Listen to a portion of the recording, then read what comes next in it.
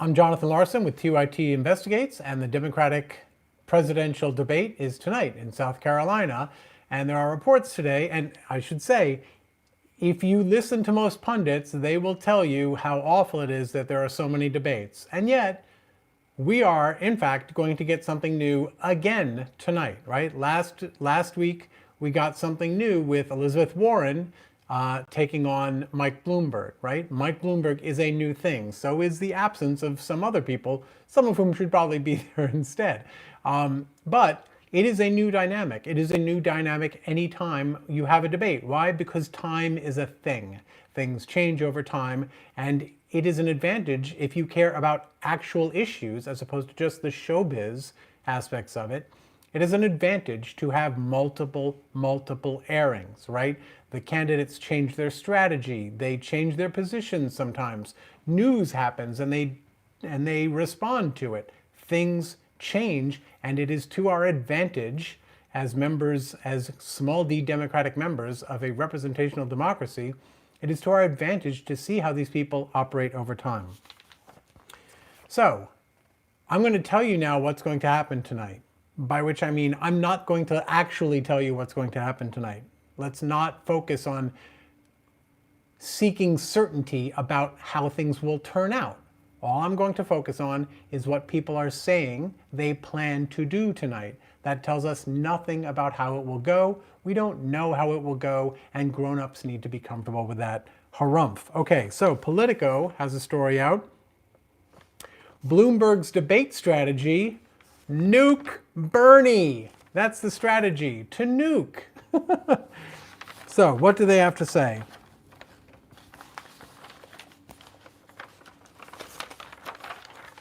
They were having prep sessions for the debate yesterday. And here's what Politico says. Bloomberg's prep sessions were focused on aiming his fire at the liberal Vermont senator. Quote, "We've trained our eyes on him," a top aide said.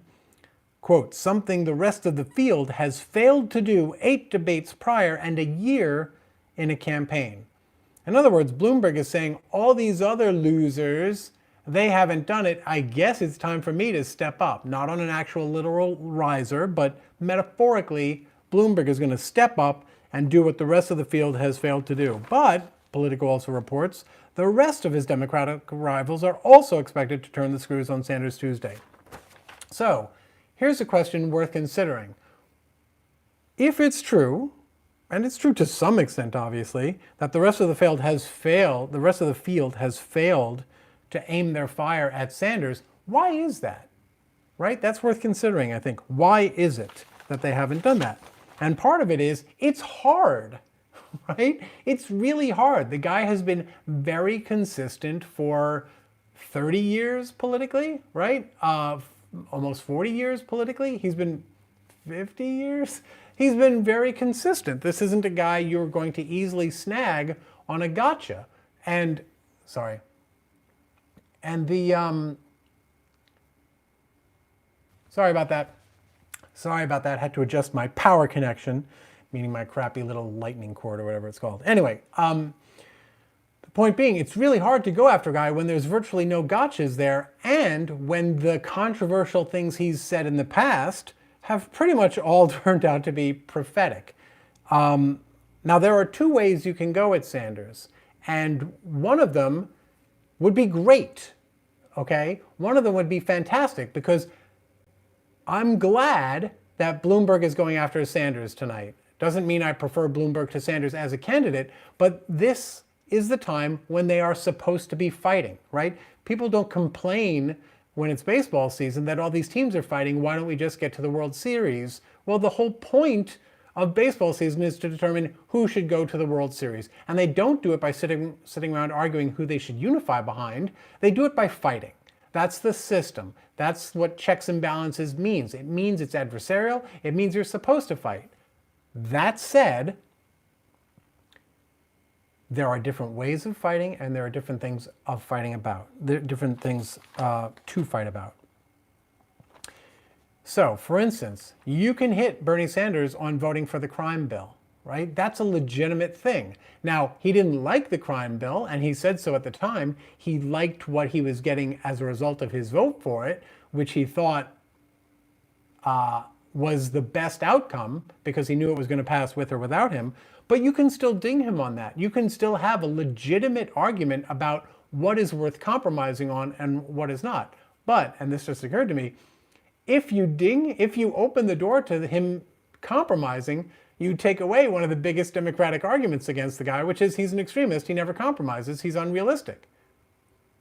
So it's very tough to ding him for something that basically represented him doing the thing you say you want him to do for a bill that both parties passed, right? This is difficult.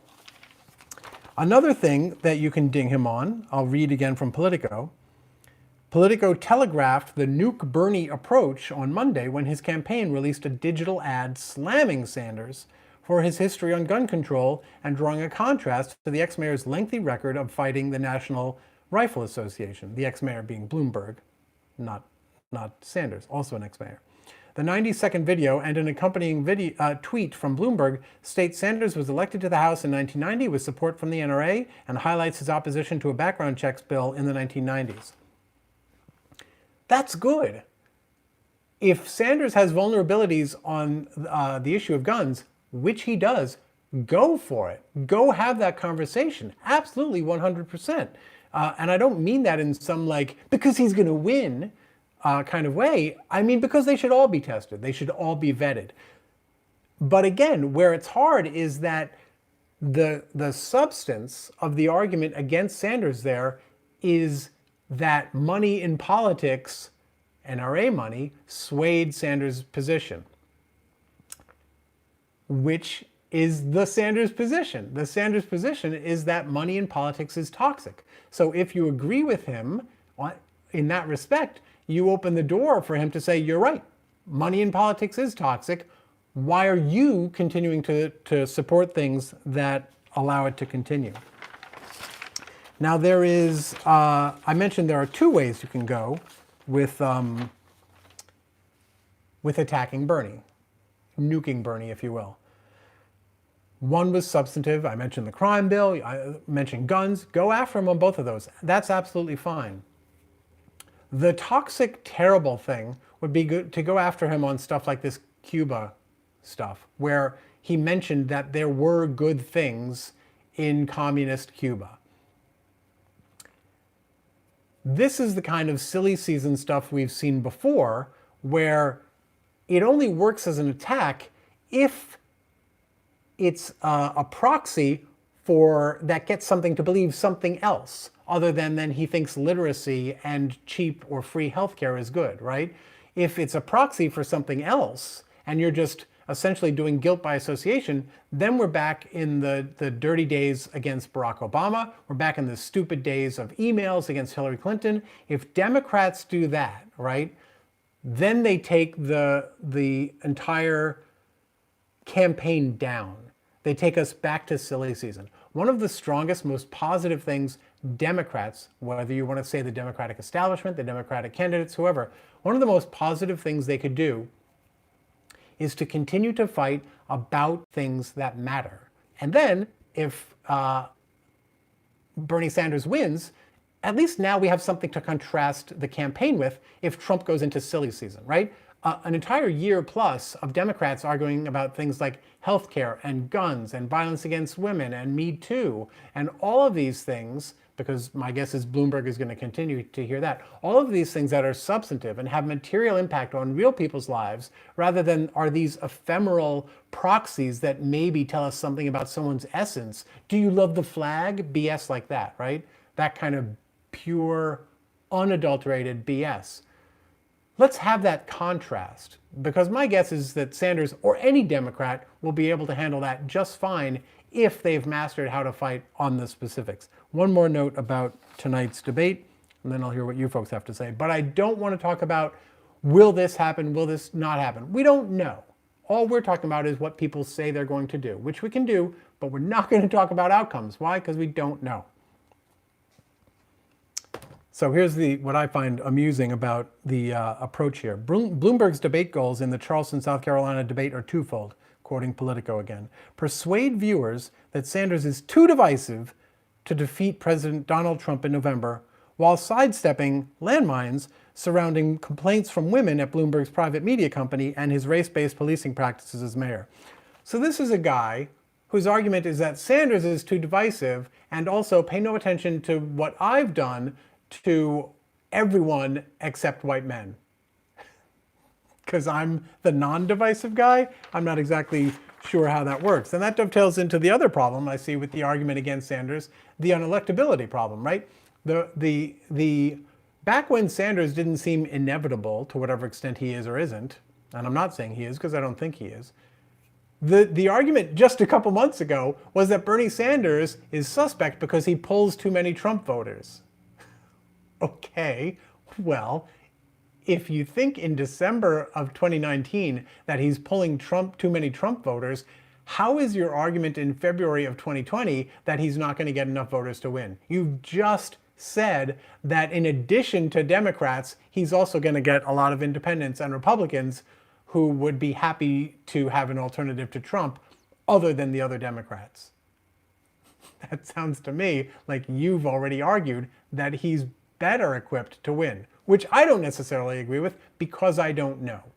Because we don't know what's going to happen, which is why the entire electorate has to stop playing pundit. It would be nice if the pundits stopped playing it too, but the entire electorate has to stop going along with it, stop rewarding it, stop watching it, and stop doing it in our social media, in our day-to-day lives. We need to be comfortable with I don't know. We need to stop picking people based on what we think other people think, and start actually, like, if you think the right to vote is sacred, then stop outsourcing it to everyone else or your imagination about what everyone else thinks. Use your right to vote for your vote to express your preference. Okay, let's see what everyone else has to say here. Oh, I see we got a super chat from Per. Thank you very much. In kroners, which I'm mispronouncing, I apologize, but I don't know if the Swedish currency has taken a hit thanks to what Donald Trump's evisceration of America's pandemic response system has done to the economy, the global economy. But regardless of the exchange rate, Per, tack så mycket for the donation. Okay, let's see what you folks have to say. Curious Cleo is asking about my report yesterday and says, do you think Buttigieg understood the mess he made with the FBI and all the steps he could have taken, or did it in some intentional way? So it is, of course, impossible to know what's in someone's head, but the actions he took and the things he said around what you're talking about are going to be part of my next report. So if you don't already, please subscribe here on YouTube, or like or follow us on Facebook. And you will not miss it when we have our original reports. Currently, I'm doing a series on Buttigieg, but I promise you we do actually do other stuff as well. And we're in the process of hiring someone to do investigative work around climate. So you'll see their work here as well. So please subscribe, please join us for the conversation literally every weekday at 11:30 and metaphorically so that you're seeing our reporting.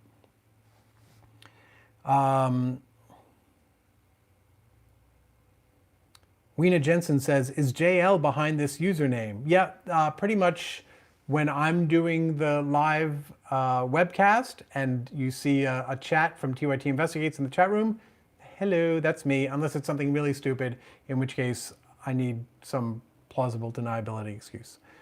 Okay.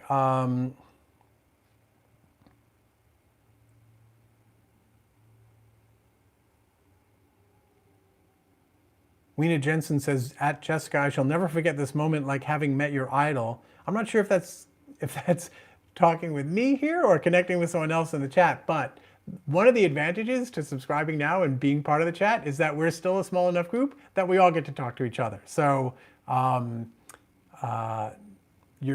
we're all just folks here. No stars, I promise you.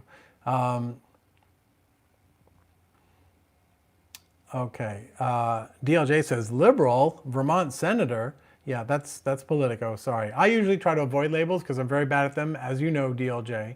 But there you go. And of course, the other thing I didn't even mention, right, is this is the Democratic Party's primary. And who are going to be the two people, the two headliners going at it tonight? An independent and a Republican. that's got to say something disturbing about the party, right? If you're the Democratic Party establishment and the two people that are considered the headliners at your presidential debate to seek the nomination are a guy who last held elected office as a Republican, helped elect Republicans over Democrats who are still around, and an independent senator who is openly anti-democratic establishment, you're long overdue for some soul searching. Leah Campbell says they can aim all they want at Bloomberg. They've got nothing. Well, I mean, no one's perfect, Leah, right? And no matter how much I or you or we might like Bernie Sanders, he's not perfect. There are still legitimate things to discuss and things that he will tell you, yeah, that was a crappy vote. I shouldn't have done that.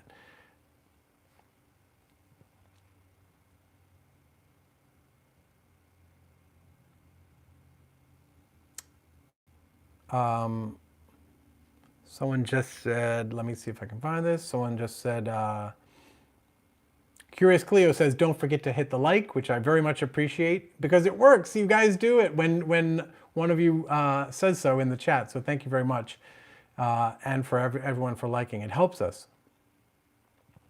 Ian James Chapman says, how do you think Bloomberg's nuclear attack on Bernie via spending on negative media buys will play out?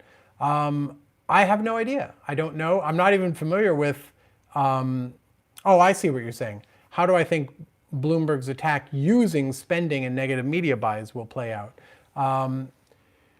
Yeah, so obviously the answer is I don't know. To some degree they'll be effective, to some degree they won't. But I do think that what matters is, like, I like the fact that one of them was about guns, right? If we sever ourselves from the fixation on individuals and we commit to an investment in issue-based politics, then what we get from negative attack ads, if they're based on politics and issues, real politics and real issues, then we get a good outcome from that. If it's stuff like butter emails, that brings us all down. So if it's a substantive political attack, yes, go for it, do it. And if it works on people, then people will be forced to respond to it. Also a good thing. I am such a Pollyanna. Let's see. Jess gives us an update on yesterday's lasagna. It was delicious. Got a great review from her son. Hannah Bagnall, I hope I'm saying your name correctly, says Bloomberg can't attack Bernie because Bloomberg's record is so horrible and Bernie's record is so good. Well, that's certainly a problem for Bloomberg, right? And that's a problem for a lot of Democrats, is that,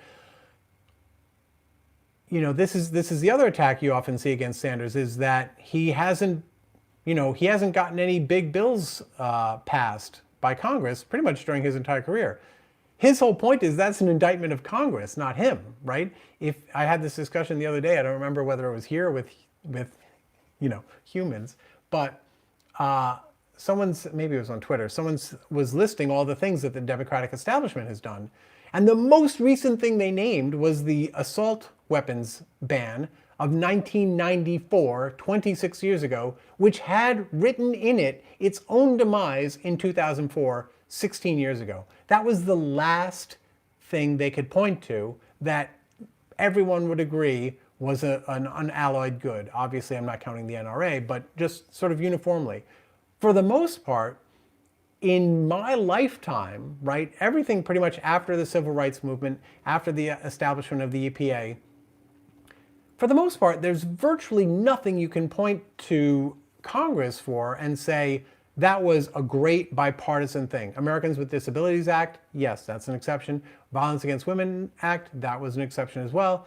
But a lot of those things tend to be things where they attempted essentially to rescue people left behind by the system, right?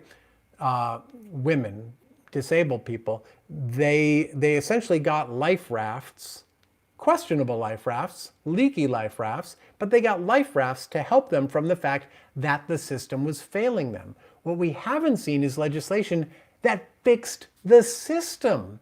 Didn't just plug a hole or patch a leak or rescue people who fell through a crack. Nothing fixed the system.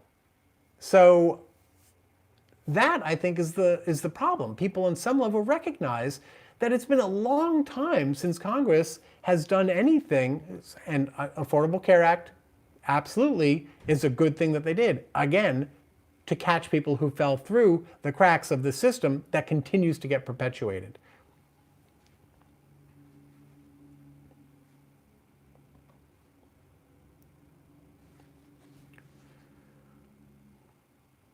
No Middle Ground says, oh, it's so on. Mini Mike has no chance. Throw all the crap they want. We know what we need, not me, us. I wouldn't say Bloomberg has no chance. Why? Because we don't know that. We just don't know. You know, maybe the Nate Silvers of the world can assign a probability to it, but the bottom line is we don't know.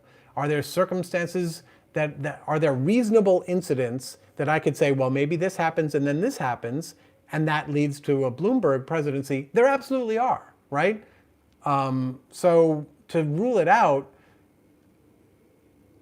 is dangerous, I think.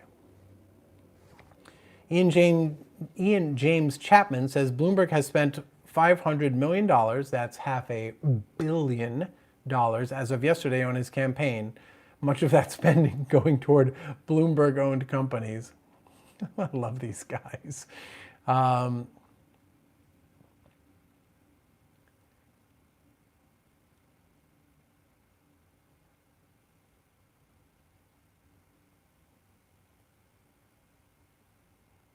Aqua Amana says Sanders is such a unicorn, a U.S. politician for 30 years that is so clean. I think that's roughly right, but the danger there is that we've lost our epistemic bearings, right? We as a society have become less and less good, I think, at what merits paying attention to. And so now what happens is, let's say this is our scandal space, right? What happens is, if this were 1973, we would put Watergate in that scandal space. For a year or so, we put Russia and Bob Mueller in that scandal space. Now what happens, though, is that if you get old comments about Cuba from Bernie Sanders, that should occupy like this, right? This area of scandal space.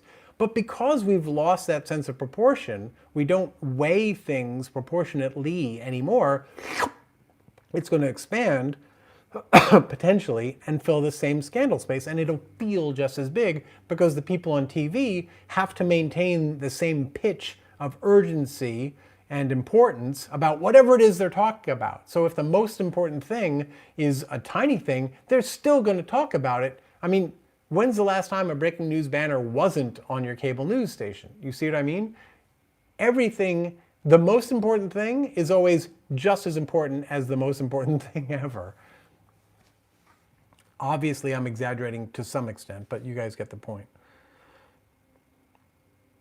Ian James Chapman says, I just hope Bloomberg gets exposed even more tonight in the debate. What I would love to see would be a behind-the-scenes video of debate prep, right? Who's the guy that Bloomberg continues to pay, and I'm assuming it's a guy, that is going to get in his face and be the Bernie Sanders, be the Elizabeth Warren, and hit him with those attacks, and then 5 minutes later saying, hey, we're still cool, right? I'm just playing that. I didn't really mean the thing that I thought of in the moment with a stinging zinger that was fact-based against your crappy record. Didn't mean that at all. I don't know where that came from. I'm just an expert Elizabeth Warren mimic. So, but we're still cool. I would just love to see that video.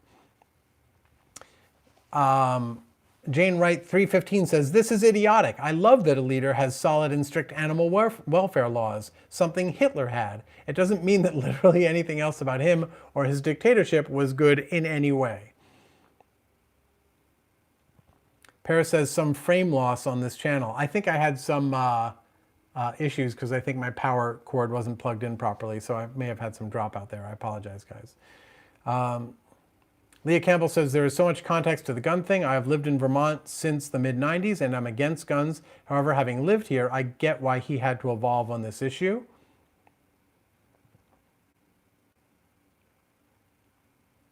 Weena Jensen says, the most scary thing about Bloomberg is how the Democratic Party is willing to embrace him.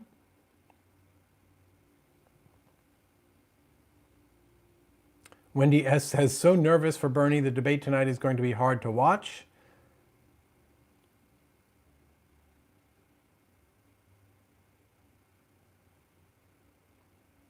Pear says, okay, I suffer, but still loves the video. Cult Fighter says, Wendy S., do not worry, it will be like taking Chris Matthews for a walk in the park. Come on, I know what you're subtweeting there. Let's not do that. Although I just read it out loud and laughed, so I'm guilty as well. Jane Wright 315 says, honestly, it seems smarter for centrists to attack other centrists to narrow the field. Bernie has a solid base that isn't going anywhere. I think that's probably right as a strategy. But again, I don't like to traffic too much in here's what they should do or what have you. But my sense is that Bloomberg wants to beat the other centrists by showing that he is the one best equipped to take out Sanders. So that's my guess there.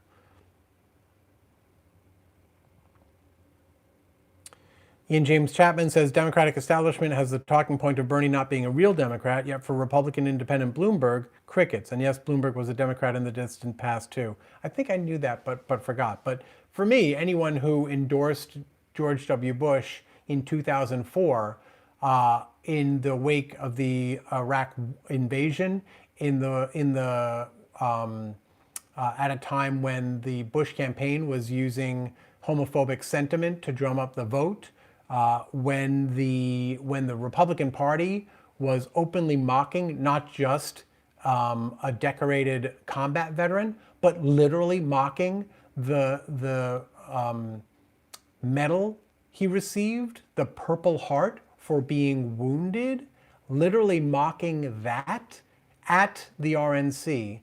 And Mike Bloomberg was a part of that. You, my friend, are a Republican for life. You can be a Democrat in name, absolutely, and you can donate all the billions you want to the Democratic cause. But to me, the thing that appeals to people the most about Bernie Sanders is, I would argue that the most important character trait you want in a presidential candidate is to look at their history and find those moments where everyone did the wrong thing because that was expedient in the moment, or cowardly, or even you thought it was the right thing to do, but that means you're dumb. And find the people who were willing to buck that trend, even if they were the only one. Virtually every disaster that has successively knocked America down off the pegs of its heights, however you want to define those heights, the Iraq War, the financial crisis, these were all things that we embarked on, knowing that there were critics saying, you are wrong, please stop. We embarked on them anyway with bipartisan fervor, led by both Republicans and Democrats. So the people you want are the people who did not go lockstep with that. We want precisely the people who are willing and able to buck those pressures, to say to generals, no, to say to Wall Street, no. That's not Mike Bloomberg's record. He was there in 2004 cheering deregulation of Wall Street, which blew up the global economy, and helping to re-elect the man who blew up the Middle East even more than its previously blown up state. That's not a person who is either smart enough or courageous enough to say no. So if you want to say, aha, you're now endorsing someone, I'm not endorsing someone, but you can put me down as not endorsing Mike Bloomberg. And by the way, that would absolutely change in the general election. I will cop to that as well. But that's partly because I'm not saying he's a horrible person. He's a monster. I'm not saying that this is the evil space, and normally Trump fills it. But if we have Bloomberg too, who I think seems at the moment inclined to want to do the right thing, it doesn't make sense to just say, well, he's also a monster, right? That's another way of, if you want to divide the party, maximalist critiques of people as opposed to their positions is a good way to divide the party, because then you make it impossible for large numbers of people to end up rallying behind them. Not because they're great people, but because they're the best choice, right? This goes back to something I've talked about before, this infantile notion that you have to love the person you vote for, or that they have to be perfect in your eyes. We choose the lesser of two evils all the time. It's part of life, and this notion that voting for something where we're choosing lots of lesser of two evils, right? I mean, I would say that my guess is that Hillary Clinton would not have hollowed out America's global and domestic medical response capacities and preventive capacities for pandemics.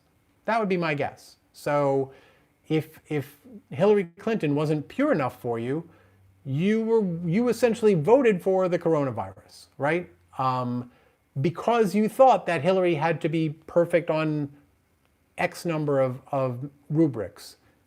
And if you do that, then yeah, we're going to end up with crappy options. Why? Because the people who don't think that way, they're going to win.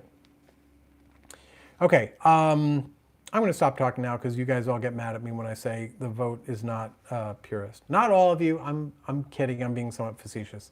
Okay. And the other thing, of course, is I'm basically indulging in clickbait horse race stuff, which I try to mitigate it by the nature of the content, but let's not fool ourselves. So thank you for sticking around for this one today. I hope you'll join me tomorrow and every weekday here at TYT Investigates. 11:30 a.m. every weekday, we do TYTI Daily. So if you don't already, please subscribe. You can catch it when it goes up. And you'll also see our original reporting in addition to our commentary. So thanks so much. Take care of each other. Take care of yourselves. See you soon. Bye.